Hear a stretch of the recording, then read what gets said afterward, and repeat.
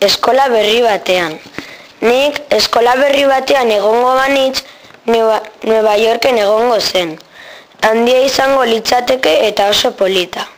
Bost futbol zela egongo lirateke, 4 kanasta saskibaloiekoak eta frontoi bat. Lagun asko izango nituzke, eta tutore asko ere.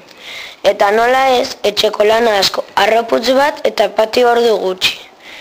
Ingelesa asko ikasiko nuke, eta askatasunaren estatua ikusiko nuke. Hiri hau aukeratu dut pelikuletan eta telebistan ikusi dudalako eta gustatu zaidalako bere zeru arraskariak.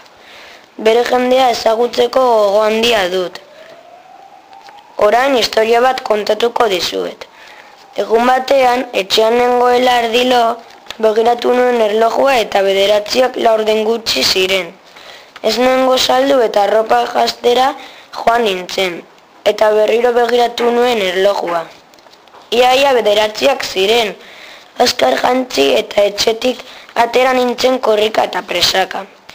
Kotxe batek ia harrapatu ninduen, baina ni gelditu nintzen eta salto batez kotxea zeharkatu nuen goitik. Eskolara iritsi eta usan zidaten. You come late.